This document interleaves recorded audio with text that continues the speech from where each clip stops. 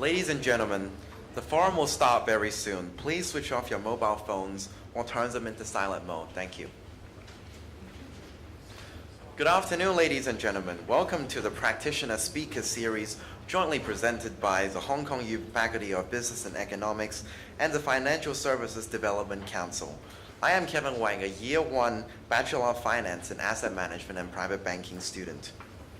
The Hong Kong SAR government established the FSDC in 2013 as a high-level cross-sectoral advisory body to engage the industry in formulating proposals to further the development of Hong Kong's financial services industry and to map out the direction for development. The FSDC set up 5 committees, namely the Policy Research Committee, the Mainland Opportunities Committee, the New Business Committee, the Market Development Committee, and the Human Capital Committee as the 5 streams of its work. The FSDC Practitioner Speaker Series is a project developed between FSDC and local universities and institutions, with speakers from the financial services industries giving talks to university students and young graduates about important industry facts and the skill sets required in developing a career in financial services. With the purpose of helping students and young talents better understand and plan their careers in the financial services, the FSDC career website was launched in October 2016.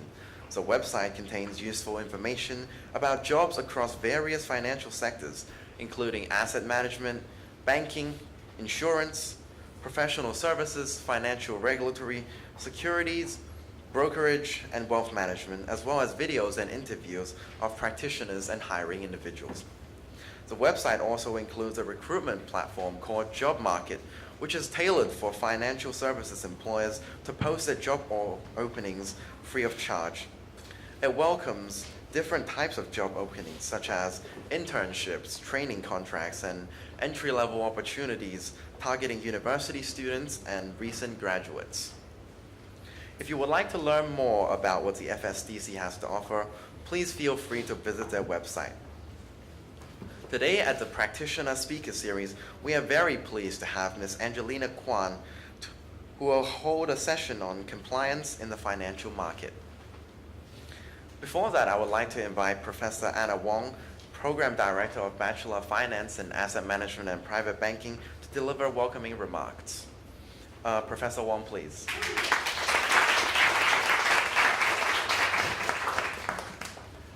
Good afternoon, Ms. Angelina Kwan. Before I actually read my speech, I have to thank Angelina, especially Angelina hurt her ankle just over the weekend. So it's really honored, and thank you for taking your time and efforts to find this building and locate this building. So ladies and gentlemen, alumni, students, ladies and gentlemen, welcome to today's series. This is the 3rd consecutive year of the collaboration between Financial Services and Development Council with the Hong Kong U, and on this Practitioner Speaker Series. This forum aims to promote and strengthen our students' understanding of career choices in the financial services industry. Your career choice and career options are not limited to investment banking, fund managers, or frontline relationship managers.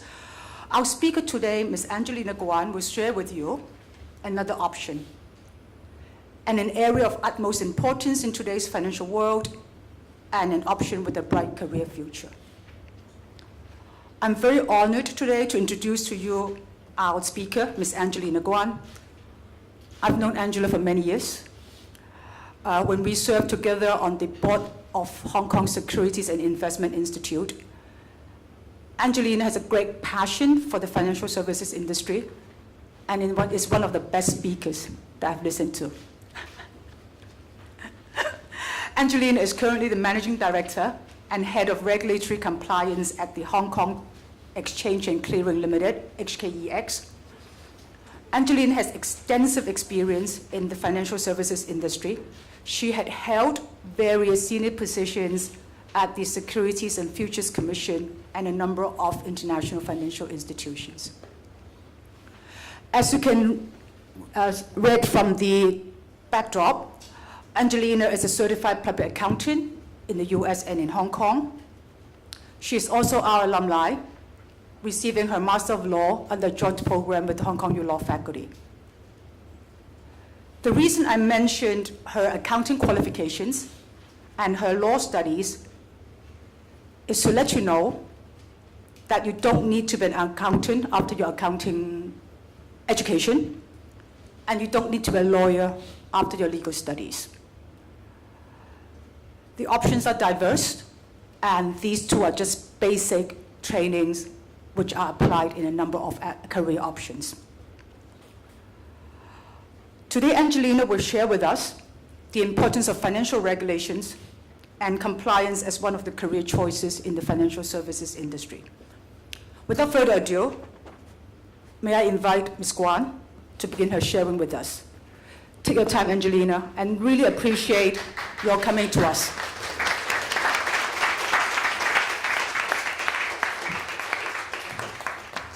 Hi, everybody. Thanks. I'm not usually this gimpy, gimpy meaning one-legged, but I just had a platelet replacement process that was put into my knee.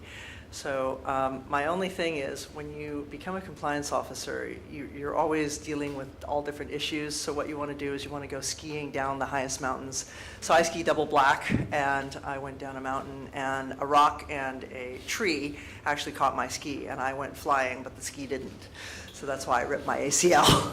So I'm trying to save my knee without having the surgery. So that's why I'm gimping along. So normally I would be very animated and walk around and talk to you all as I speak, but unfortunately I won't be able to do that today. So I will try not to fall over and keep you all awake, or maybe I will fall over just to keep you awake. So my name is Angelina Kwan, and I have known Anna since we were actually 18, and we've known each other since we were children, because we're only 22 right now. So, but we have both had different careers. Anna was in the front office, and I'm here today to tell you that the compliance industry is one of the fastest growing industries. And it could lead to a lot of different possibilities, and it's a great career for you to go into. So this is a plug that I'm going to first go into first. So we're first going to talk about, well, first of all, the disclaimer, of course, that these are my personal views and not that of HKEX's, even though it's on HKEX paper.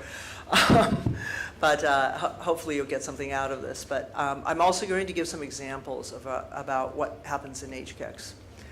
So we'll talk about the role of compliance today, and then setting up a compliance function and some of the focus areas.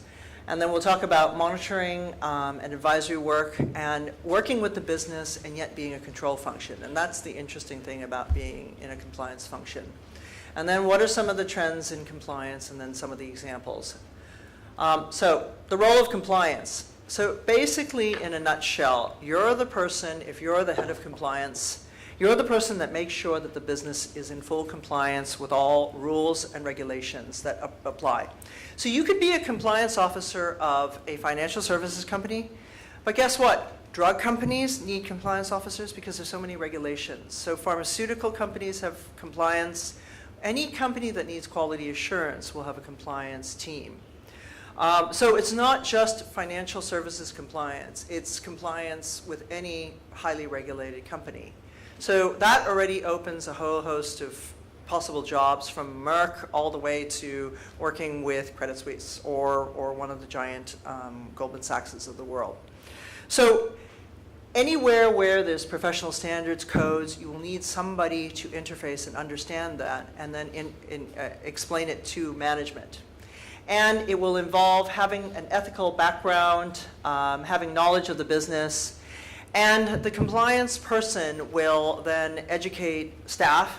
So in my case, I actually formed the compliance department. This is the 7th compliance department I've set up in Hong Kong. And HKEX did not have a compliance department 3 years ago. So in the period of time since I came, I've set it up from 0 people to a team of 14. And basically, we make sure that we are in compliance, we advise business, and we advise and monitor, as well as teach staff about regulators. So we educate staff and train staff about the company and institute practices to make sure that, that the company is compliant. And then we put in a compliance program, so that protects the company. And is there a pointer in this thing? Maybe not. Well, anyways, and then finally, we're a part of the corporate governance structure within a company about how an organization is managed. Finally, we act as the interface between the regulators and the company as well as the government. So one of the things that I do is a lot of government relations. So I work with FSDC, I work with different bodies within the government to make sure that, as well as international regulators, to make sure that HKEX's businesses are compliant in the specific country that we deal with. So we just set up an office in Singapore. I negotiated our licenses with the Monetary Authority of Singapore. And I meet with SGX, our competitors, and different regulators around the world. So it's a wide variety of the things that you can do. But you know, this whole role of compliance could be the job description of a senior person in management on the business side. It could have been Anna when she was head of private banking, because she was involved in making sure that all of her operations were in compliance with the rules and regulations. So it's not just, oh, the compliance head. It is management throughout the whole organization that's responsible for compliance. So I was asked to talk about setting up a compliance function and some focus areas. So generally, there we go. So generally, if you want to set up a compliance function, the first thing you need to do is you sort of need to understand what the company does. So in my case, when I walked into the exchange, I already had a leg up because I actually used to regulate the exchange when I was at the SFC. But I've gone out to do other things. Anna asked me to also speak about what are the other options when you have a compliance background. Well, I went out and became a CEO of a corporation and relisted it on the stock exchange. I've actually been a COO of a large investment bank, which we can talk about. So there are many, many, many options that start from understanding how a company works and then taking that and moving forward. So if you're setting up the compliance function, you need to understand the business, the industry, as well as the relevant rules, regulations, and who are the key stakeholders in that business.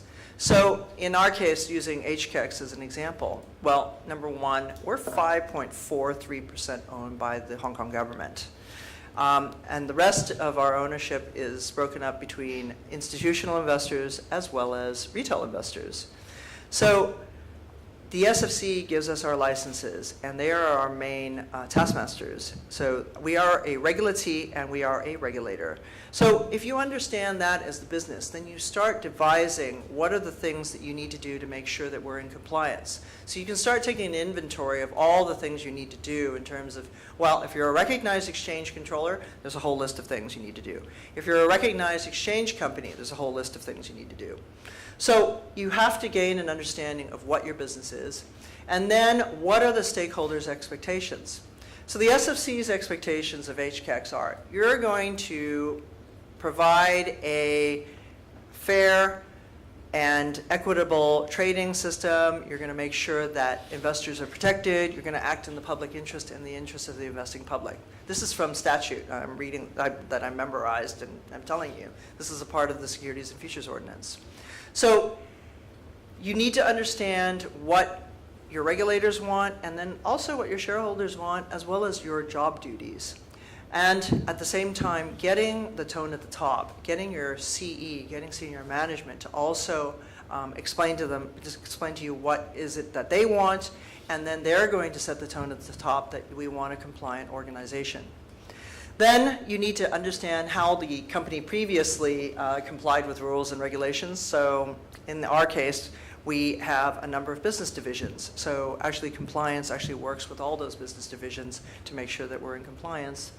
And then, this is the hard part, establishing the 3 lines of defense, how the reporting lines will work if you're setting up a compliance department. Setting up the strategy document. How are you going to do this? How many staff are you going to hire? When I first started, as I said, it was a secretary and myself. Okay, so I walked in, I'm like, oh, okay. So within 6 months, I had 3 staff, And I had a strategy document of how many people I was going to hire and how the division was going to be broken out. So as I told you, now I have 14 staff.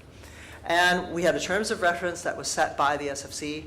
And then we started writing policies and procedures. We started doing work in terms of assessments and what the SFC wanted us to do. And we started showing results immediately that people could see that we were doing.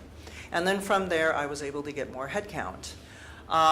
We needed to put out how many human resources that we needed. So the first year I set out with 4, and then the next year I went for 3 more people, so I got to 7, and then another, and I've been expanding ever since because the remit of our function is getting bigger and bigger. And then finally, logistics requirements. Where are we going to be even seated in a place like Hong Kong that has very little space?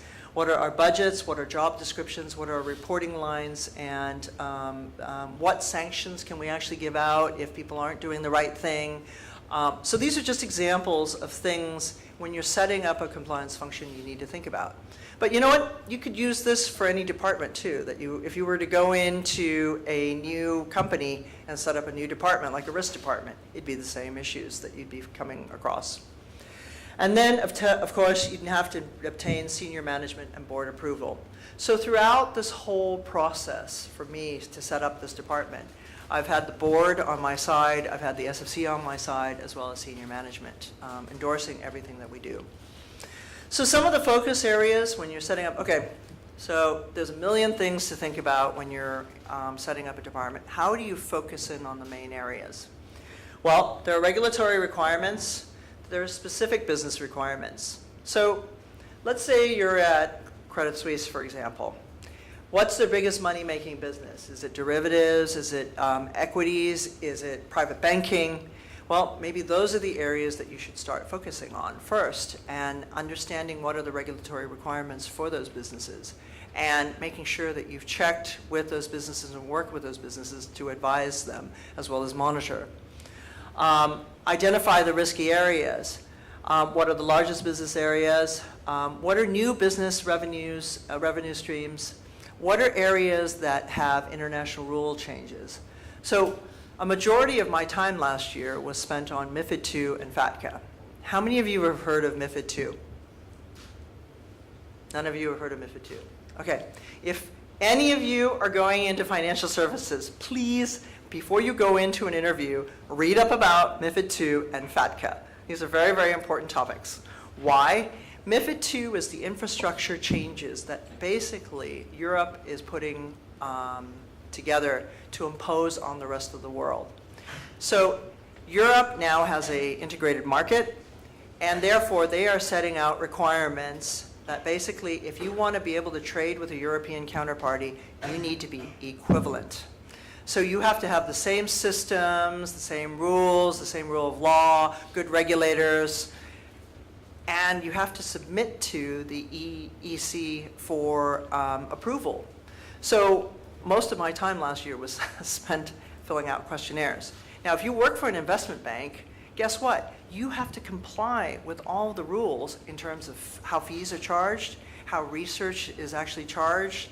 You have to make sure that you're MiFID compliant, and firms have spent billions of dollars. You can just go in and be a MiFID consultant all day long and make money. So these are just some areas that you can think about just on MiFID alone. And these international rule changes are coming fast and furiously.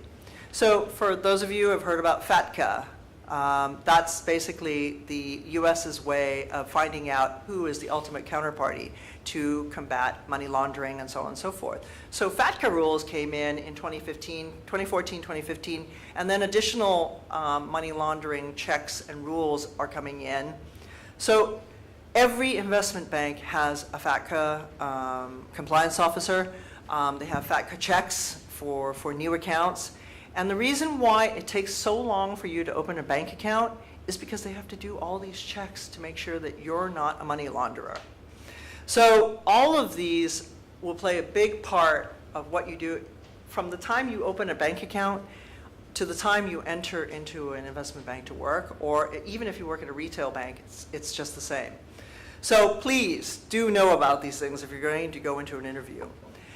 There are other thematic areas that regulators look at. So for example, the SFC, a friend of ours, a mutual friend of ours, Julia Leung, who's the new deputy CEO, she's already said, I am going to look at how investment banks come up with the book building for initial public offerings. I want to see the book building process. So she's actually sent out her staff in the inspections intermediaries area to go out and look at how book building is done. And that's a big theme area. So if you're an investment bank, you better make sure that your records and books are in place. Because if you're the head honcho in investment banking and your books and records are out of place, you are responsible and you could actually get your license either revoked or at least affected if you're not doing your job and making sure that your staff are doing the right job. So in terms of from a compliance officer's view, you need to make sure that management is looking at these thematic areas. And then areas where losses have occurred in other parts of the world, you better make sure that you see what's been happening. How many of you heard what happened with Bangladesh? Bangladesh Central Bank lost a couple of $1 billion. Why? Because of their SWIFT accounts. Well, so what is SWIFT? SWIFT is a supposedly secure system of transferring money. And gee, maybe you should check your SWIFT accounts if something like this has happened. So these are key areas that if you're a compliance officer or a business person, you should be focusing on because it is your license. It is your livelihood that will be affected if you're not careful. And that's why you have to have a good compliance team and you need to be aware of compliance.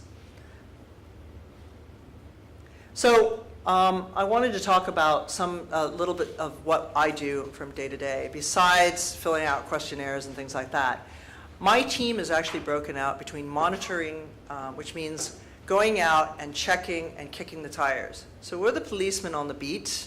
We actually select random checks of how people do things.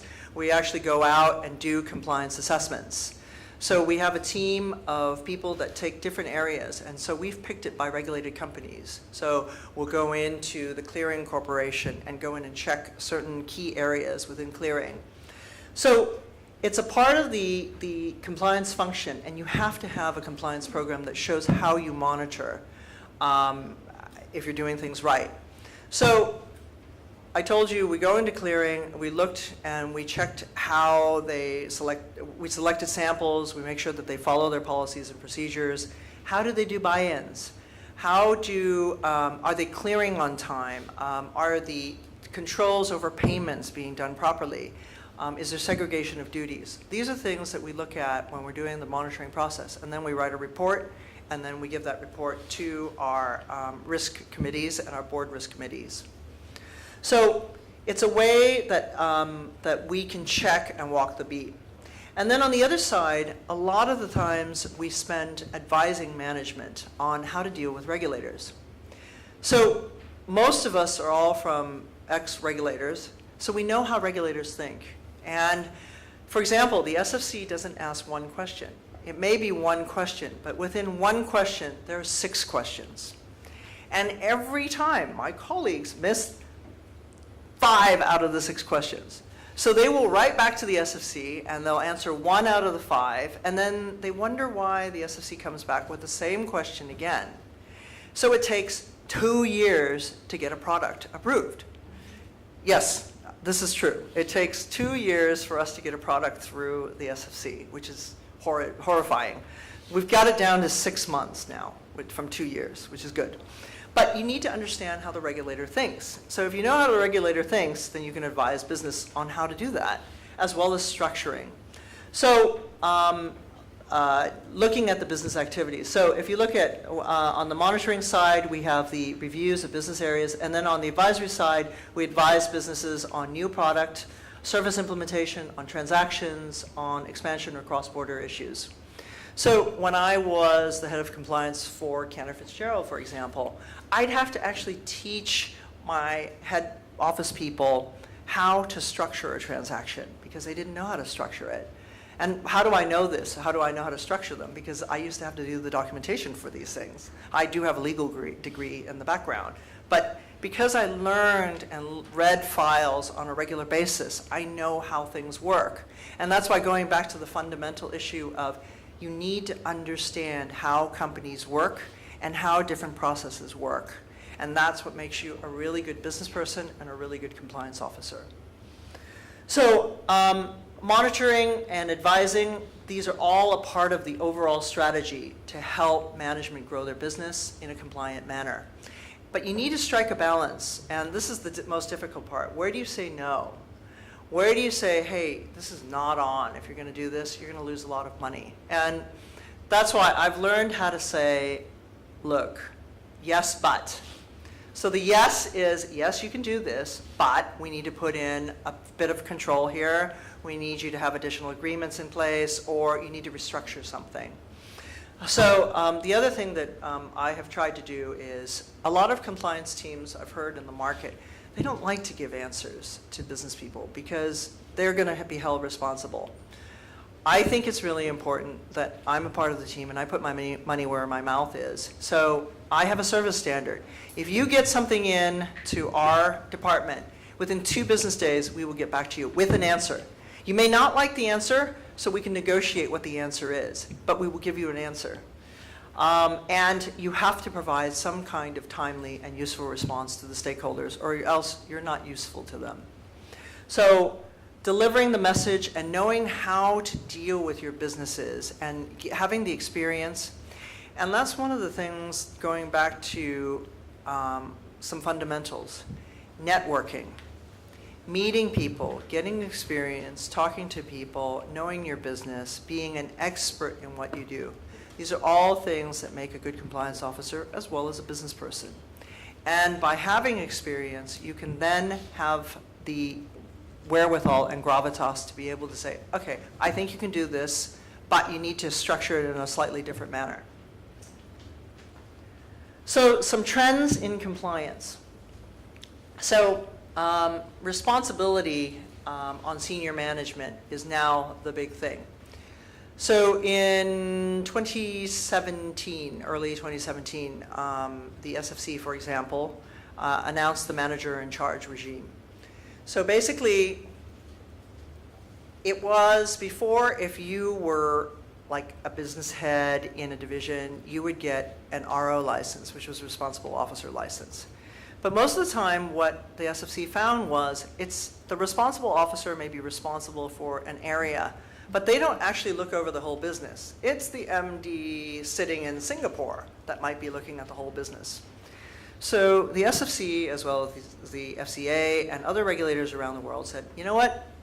We're going to catch the people that actually call the shots.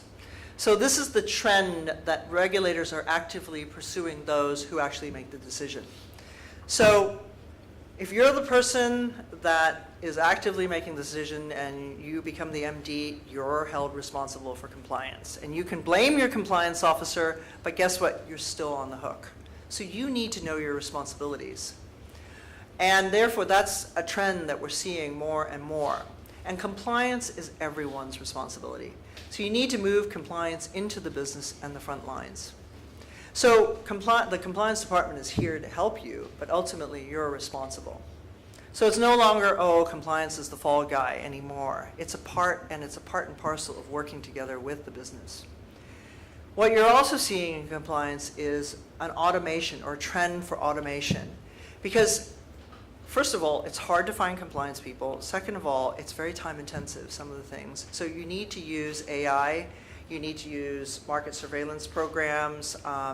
And there are a lot of things that are out there that help in terms of setting up accounts, doing FATCA due diligence.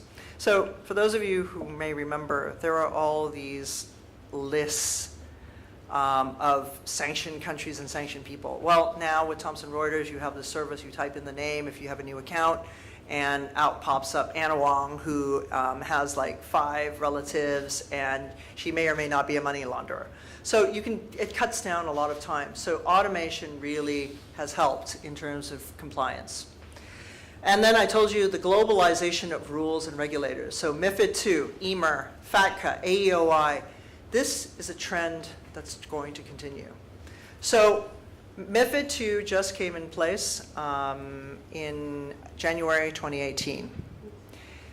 Guess what? 2020, we have the EU financial benchmarks regulations. That's going to come in place. EMIR's coming in place later this year. These are all European directives that are coming out, and they have a knock-on effect to any operation that deals with European counterparties. So if you're BNP Paribas in Hong Kong, you will be affected by this. Or if you're Credit Suisse Hong Kong, you're going to be affected by this because your home office is going to be asking you a million questions. The velocity of change is moving faster and faster. So you're seeing markets and new products. Every day you're seeing changes. How many of you read about the CDRs?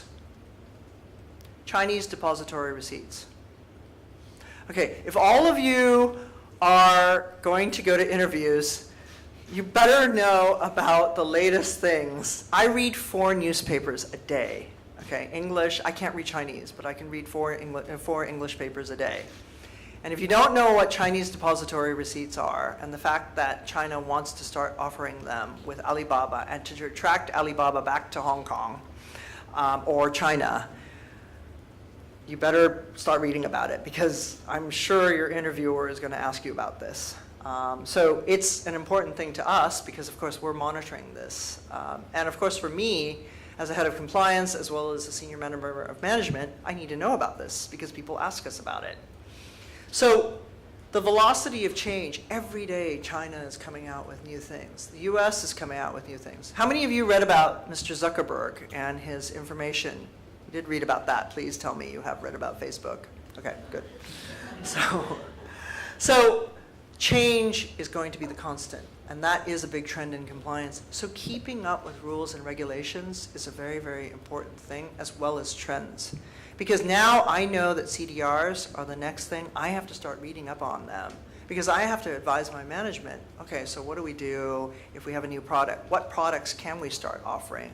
What would be in competition with this new CDR? How, when we start the weighted voting rights, will this affect some of our products? Scarcity of trained compliance staff and developing resources. We can't train people fast enough. The lucky thing is we have been hiring people from all the investment banks. So we're getting at least trained people. But compliance resources are very scarce. And good compliance people that can think on their feet, that don't just take orders, are really important. So if you're that type of person, you will find a job easily because everybody's bidding the prices up. There's a greater integration with risk management and enterprise risk management. These are some of the things that we see. So we work really closely with our risk management teams. Why? Because we're trying to rank on a risk-based basis. What is it that we should be looking at first? So we work with our risk teams and we report into our board risk committees, actually, for many of our reports. And then regulators are concentrating on key themes. So Tom Atkinson, who's the head of enforcement, he said it. We're going to look at listed companies. We're going to look at people that manipulate listed companies. We're going to look at market manipulation, cybersecurity, breaches. Those are things that the SFC is very, very worried about. And it's not just them. It's around the world. So if you work for Credit Suisse, which has global operations, I'm just using Credit Suisse because Anna used to work there, those are some of the trends that are happening. So I gave, as a part of the briefing, they asked me what are some areas to look at. So I gave some examples of some of the training that I do. So for us, conflicts of interest is very important. So what are conflicts of interest? It's a situation where we're put into a position. So I, as a senior management member, might be in a position to exploit in some way to have a material gain. So conflicts of interest can occur all the time, and it just makes the exchange look bad if someone in a senior management position were to say, well, you know, I'm here and I'll give you like a special preferential whatever if you do something like this. So we have a lot of controls, for example, in the exchange on conflicts of interest. So this is an area in compliance that all companies actually cover. And you can see it. So self-interest versus integrity. So for example, we have a lot of procedures in conflicts of interest. You can see these are some of the examples. Company employee comes on the same, carries on the same business as a client. So can you imagine if I still worked for Cantor Fitzgerald and I also was the head of compliance at HKEX? That's not going to work. If I had a secret holding in Cantor Fitzgerald and I moved all the contracts, or I had special treatment within the exchange, that's an example of conflict of interest. So these are things that we would look at within the exchange, and as a compliance department we would look at. So I'm just giving you some examples of some of the things that we do in terms of training. So this is an example of a training slide that we actually use with our staff to talk about conflicts of interest. So what do? You need to look at areas where there might be a financial incentive, where there's a client, there's a company or an employer and an employee, and they have an interest in the security. The company or employer is responsible for having systems, and then the client is somewhere, it's like three-way relationship, and the employee takes advantage of a client or the employer. So that's why financial incentives are very, very important in terms of looking at conflicts, so that employees don't take financial incentives. There's no bribery. So we explain this to our staff, and therefore, what do? These are the requirements in IOSCO, for example. So not only is it important for a company to have procedures to deal with conflicts of interest, IOSCO and all the regulators state that you have to have that. So what have we put into place? Well, if you can see what IOSCO says, analysts have to be held to high integrity standards. So that's why, if you notice, if you go to work in a securities firm, research analysts are actually regulated. Anything they write, they can't front run, so they can't own a position if they cover a company. So if they're the analyst on HSBC, they cannot own shares in HSBC, for example. Reporting lines for analysts and compensation arrangements are structured not based on how they cover companies. So if HSBC decides to pay me, research analyst, to write a good report, that isn't going to work. And if you work for any reputable company, they will not allow that to happen. And if the SFC finds out about that, they're going to definitely throw the book at that company.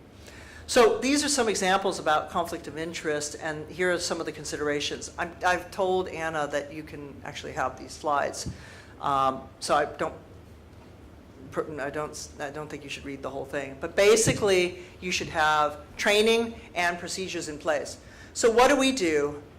If we have outside employment? So first of all, we don't allow outside employment. So if you are an employee of HKEX, you cannot be a brokerage employee. You cannot have outside employment. But you can own a holding company to own property, for example. That's okay, but you have to declare it. And you don't want to be like Teresa Chang. But, sorry, I just thought I'd take that little jibe. She's a nice lady, but sorry.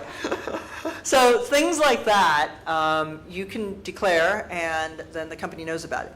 So I sit on a number of boards. So I sit on the I sit on the Securities Industry Development Corporation Training Board of Malaysia. So I have to declare that and get approval for that. So there's no conflict because it's a training arm and it's non-for-profit and it's for the government of Malaysia.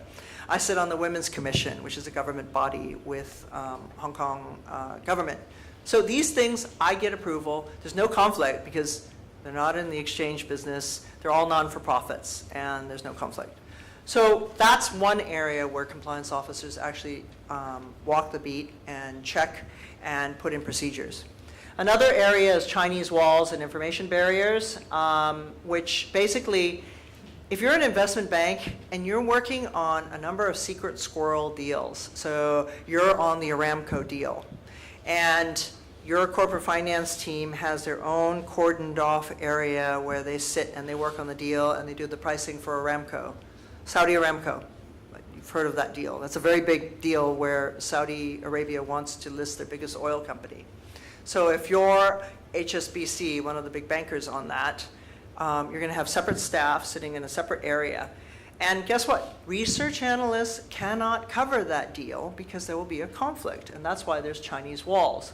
So confidential information and the access to confidential information has to be segregated. So that's another area that compliance officers cover. And that's the physical separation area. So Trump is not the only one that actually talks about physical separation. We have Chinese walls even within the exchange. So our listing division is a regulated area. It is a regulated area, but it is also a regulator. So all of those prospectuses that we get, so my colleagues have stacks of prospectuses that they have to go through. And there is price-sensitive material, non-published information in that division. So nobody else in the exchange can walk into their offices. So it's the same with big investment banks. If you're in corporate finance, you're in your own area. You cannot go into the research division, and the research division cannot go into your division. So there are physical walls. There's a private side and a public side. So these are other areas that investment banks cover. Now, wall crossing, you'll hear these terms. When a research analyst is brought over the Chinese wall to be able to cover a initial public offering, there are procedures for that, and compliance officers would cover areas such as that. And then there's measures to maintain Chinese walls. So compliance officers would cover these areas. And then finally, personal account dealing. Now this is a big area, even within the exchange. So I put some procedures in so you can see how it works. So in our place, HKEX, we have a duty of care, and the SFC has said to us, they hold us at a very, very high standard.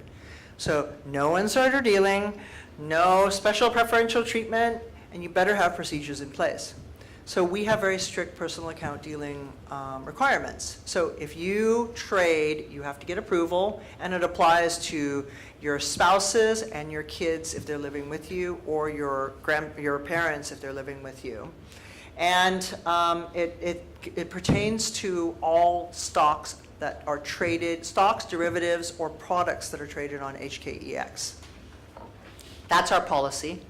So basically, if you're a new employee, you have to declare, you have to get prior approval, you have to make the transaction within a certain period of time, and then report it back, and then at the end of the year, you have to have an annual confirmation.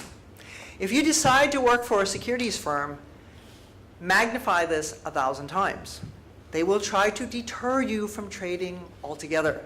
So if you work for Goldman Sachs, basically you can kiss your portfolio goodbye because they really don't want you to trade.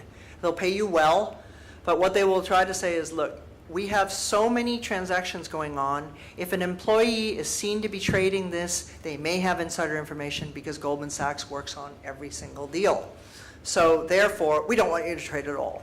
So the holding periods will be for 6 months or whatever those investment banks set. So that's an area where compliance officers have to get the account statements and things like that. In the exchange, we don't get any information, which is really good. I mean, we're a platform, but you know what? You're chopped liver. You get the same information as we do. The only area that we're really strict on is HKEX shares. So when we have a blackout period, nobody trades. You can't even enter it into the system. And it's a really bad act if you're found trading during a blackout period. And it's so bad that it could lead to either disciplinary action or you getting fired, depending on how egregious it is. So PA dealing, these are some of the overriding restrictions. So insider information, if you have it, you can't trade. You can't trade during a blackout period, and you're notified when. So those are areas that we focus on. So we put in electronic systems, we work with HR and IT, and we regularly update our systems. And then we enforce by spot checking investigations, and we take really, really decisive action when somebody breaches. In fact, we have a traffic ticket system. So traffic ticket, then it gets worse with disciplinary, then expulsion. So you can be fired. And employees have been fired for insider dealing before. Not since I've been there.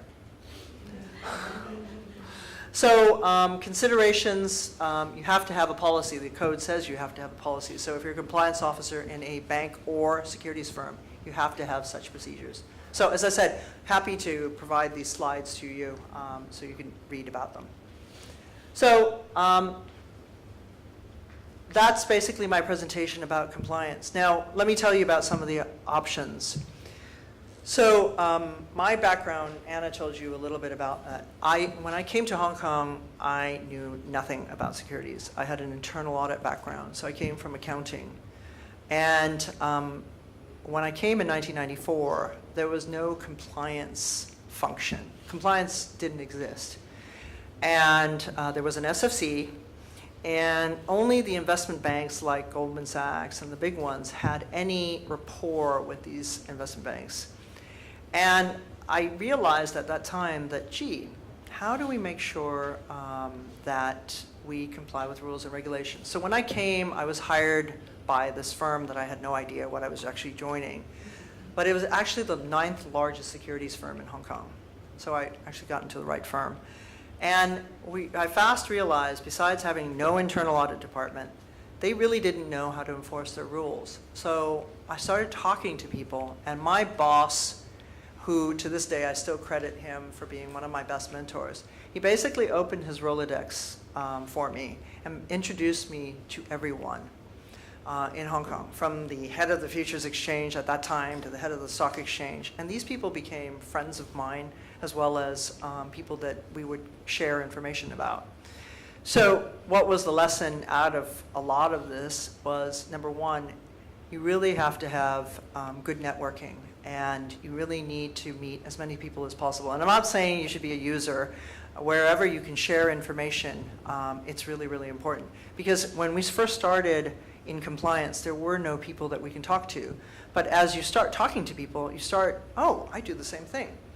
And there were enough people finally, there were 8 of us that got together, and we started the Compliance Officers Group in 1995. And by the time 3 years later, or 4 years later, I actually joined the SFC, we had 250 compliance officers that were from all the way from Goldman Sachs down to small little firms. And we met on a regular basis. Now, there are thousands of compliance officers and compliance heads in Hong Kong. And many of them have gone on to either working at the regulator. So I took a very strange demarcation, which everybody thought I was insane, but it was the best decision I ever made. I actually went into the regulator and worked. So I gave up a good job at an investment bank. They were going to promote me, and I said, no, I want to go work at the regulator, because at that time, Soros had just come into the market, and he had basically turned the market upside down, and that was the market intervention. So Joseph Yam was responsible for fighting the overseas hedge funds that were actually attacking Hong Kong. So long after that period, I realized, we're going to go through a lot of regulation changes, so it's better to be in the regulator. So I joined the regulator. So that's another career line that you can actually join the regulator if you have an interest in this. And it's not just Hong Kong regulator. In Hong Kong, there are 5 regulators. There's the HKMA, there's the MPFA, the SFC, the Privacy Commissioner, MPFS, I said, and then Stock Exchange and SFC. Yeah.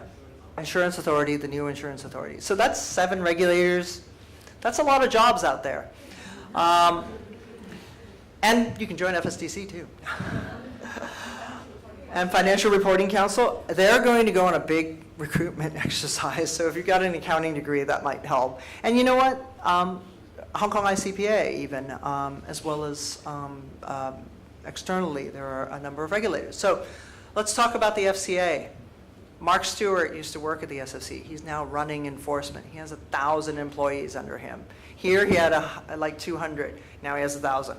So regulators around the world, we have transportable skills, so you can work around the world. I routinely teach in Malaysia. They've actually asked me to be seconded over to Malaysia to teach them. So Malaysia has like 4 or 5 regulators. They pay well. Singapore has regulators. So the regulatory field is another area that you can branch out into. But the other thing is, with experience in terms of learning how am I doing on time, by the way? Okay. With the experience that you learn with understanding how operations work as a compliance officer, you're able to actually understand how companies work. And I never thought I would actually be able to do this, but I went to work for the SFC for 8 years, and I was getting bored, and I decided to come back out. So a guy that I had helped when I was at the SFC said, "Angelina, please come out and help me." I said, "Okay." Little did I know, the first thing that he threw me to do was to deal with a multi-million-dollar lawsuit and a bunch of people who did not want to read their depositions. So basically, ICAP and Pre-Bond Tullett had 400 sales traders that moved over to Cantor Fitzgerald, and I had to deal with a lawsuit that ensued. So did I know anything about dealing with lawsuits? No. But I was the head of legal and compliance for Cantor Fitzgerald after leaving the SFC. So I just sort of figured out, well, how can I get these guys to do their work? And by naming and shaming them. So getting them to actually imagine what it would be like in court.